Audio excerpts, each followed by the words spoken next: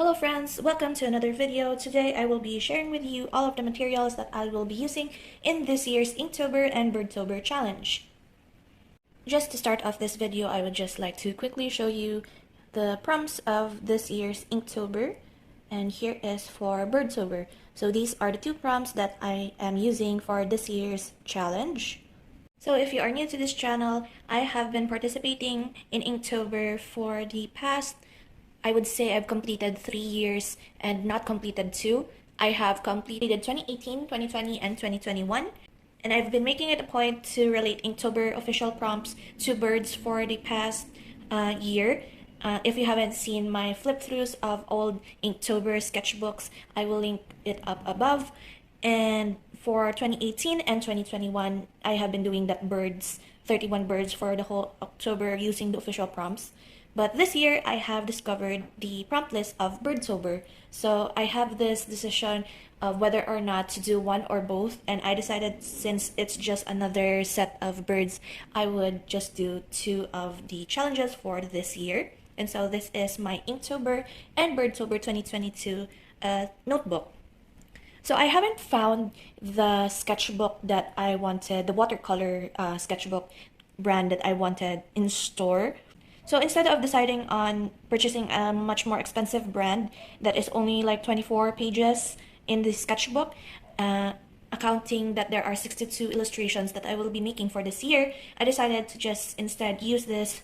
This is actually just a grid notebook from the Veco brand. This is a 60 sheet 100 GSM notebook, and of course this is not entirely for watercolor, but I actually tried to force my way to making this hold enough color, because for this year I decided to use my watercolors again, but for the entire illustration instead of just the circle that I did for last year. So this is my pen test at the back. As you can see, if you only use like a bit of the watercolor, it doesn't ripple the page as much. So I've swatched here 3 reds. This is my Sakura Koi, the Kuratake Gansai Tambi that I've used last year, and the Jane Davenport set. I also tried here in case that I would be using Artline, Pentel Fuda Touch brush pen, my Micron's list, and also the blue-black fountain pen ink that I have. At first I decided I wanted to use the Winsor Newton India ink that I have here. I tried to use those replaceable nib dip pens, but since I'm heavy-handed, I actually broke some of the prongs inside that pen holder, so I ordered a glass dip pen, since I seen that there are people who say that if you use glass dip pen, it's better for doing line art with ink. But since last week, for the past couple of weeks, it has been storming, so I doubt that there are deliveries happening during that week. So my package got moved back, and I think that I'll be getting that package maybe around this week, later this week or the next week. So instead, I settled on my Microns, and I will quickly show you the materials before I flip through the first couple of these in this notebook. So this is my little pencil case. I have this for 2 years now, which holds all of my Microns.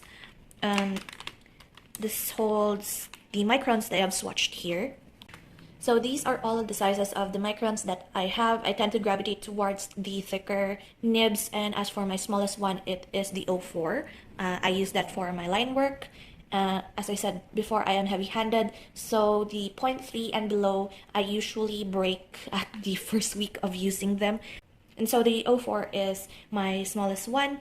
And I had the brush and the graphic too for the past couple of years, but I have used up most of the ink here. That's why you see that it is quite faded. But I will show you later how I use these pens as a sort of a effect for the bird feathers. I also have here Sakura Jelly Roll in the number 10. And for my pencil, it is the Super Econ 07 of Faber Castell. If you see the trend in my journals and in my drawing as well, I like the 0.7 tip pens and pencils. For my eraser, I just use a plastic eraser, Tombow mono eraser. This is the best one I've got. Get this out of the way before I show the paints that I use. This is just a double-sided tape. I use this as the circle for when I highlight the birds. I will show it to you later in the sketchbook once I flip through the pages. And here we have my two watercolor sets. I used the Kuretake Gansai Tambi last year for the circle colors in my bird illustrations. However, this year I decided against it because this is a notebook, an ordinary notebook, and what I noticed with Gansai Tambi watercolors is that I think it's because of the gum arabic, or I'm not sure, but whenever it dries, it doesn't dry completely. It has that sticky finish to it. So if ever I am drawing at the opposite page, some of the paint that is still sticky transfers to the other page. So I decided that instead of making my other completed illustrations a disaster, I use these two instead. So first we have here my Sakurakoi Sketch Box. As you can see from the date, I have this set since 2015. This is one of the first watercolor sets that my dad has got for me. I actually have here a traveling water brush. I have lost the brush that came with this set, and so I bought another one. This is the brush that I am using for the whole of Inktober. Even though I have better brushes here, but it's just sometimes a hassle to have to refill and throw out water, and so this is what I use. As you can see from my palette, it's not really that used. Granted that this has been my watercolor set for the past 7 years already. This is mainly because I wanted to save as much and not use the colors up. But funny enough, one of my brother's friends actually gave me the same set just this year, and so I decided to just use as much as I can with this watercolor palette and see how much I could use up in October for my illustrations. The next one, I have kept this in a pouch just because it fits. These are my two Jane Davenport sets. I have the neutral set and the bright set. My aunt actually gave this to me when my cousin came for a visit from Canada. She bought this at Michael's. And here we have the swatches for the brights palette and the neutrals palette. And I actually didn't keep it within its palette. I actually transferred the paint pans into one of the palettes. These are the colors that I use more often than this one. I don't usually go for the super bright ones, although I actually am glad that I asked for the brights pack, because the brights pack actually include the color ink, which is this one.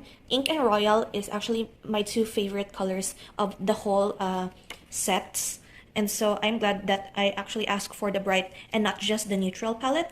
Now to quickly show you what I have for the first few days of Inktober. Today is the 4th of October, and this is what I have got so far. So what I do is Inktober first, then Birdtober. And as you have seen in the number of sheets, this is 60, and I have 62 bird illustrations to do. So for the first two illustrations, I place the illustration at the back. So this is for day 1 of Inktober and day 1 of Birdtober. So for the bird species, I actually just written in pencil at the top what they were, so that I won't forget what type of species of bird that I have drawn for the specific prompt. And here we have day 2 for Inktober, day 2 for Birdtober. And after that, day 3 is like its own separate page, just because it wrinkles a lot. Of course, this is not watercolor paper, but I kind of like the texture of it once it's wrinkling.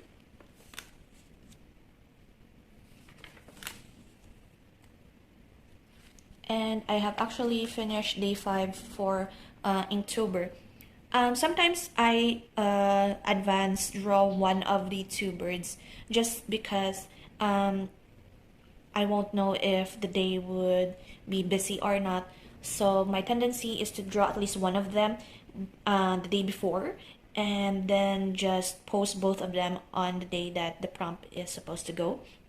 So this is my latest one. I did this morning, and if you notice, I have this tendency to include the color ink in some of my pages. Like for example, this bat-like spine-tail is supposed to be brown and black, and so I don't want to use all of my black, so because majority of the birds are just browns and blacks, so I took creative liberties and used like the ink color and the purple color for the black. Oh, and also my scatterbrain has forgotten one material that I have also been using for Inktober. When I saw this little bird right here, I forgot to bring in my Prismacolors. I used colored pencil to add little bits of detail. Sometimes I don't want to use black, as I said, so instead of using my Pigma Microns, I use my Prismacolor set. This was given to me by my dad some years ago, and I barely used them. I have another set of, you can look here, a little swatch that I've made. I have another color pencil set, Crayola ones, and I really love that set. I have been a Crayola fan since I started drawing, and to think that I have Prismacolors, which is the more expensive, more artist grade quality of colored pencils, that it's kind of overwhelming sometimes to use. But this year I wanted to use at least some of it to add like details to my illustrations. And also, as you can see here, I kept up with the circle at the back of the bird theme since last year. It's sort of something I've learned from one of the artists I've listened to in the past, wherein you can put simple shape with a somewhat contrasting color at the back of the area wherein you want the eye to focus on. Supposedly this doesn't really work in this case because it's just one illustration. Usually you do that when there are multiple like elements in a page, like sketches, and then you would color in like a very bold square, circle, or triangle behind one illustration wherein you want the eye to focus on that page. But I just wanted to keep up with my theme from last year, and that's why I used this circle just to trace out a rough circle in the middle right there so I can follow it as I paint. And so that is it for today's video. I don't know how long this will be because I've been rambling on and on. I maybe cut some of the rambling out, and I hope you enjoyed the little sneak that I have for Inktober and Birdtober this year. I hope you look forward to the final flip through once I've finished all 62 bird illustrations. And thank you so much for hanging out with me today. I hope to see you again in tomorrow's video, and until then guys, bye bye.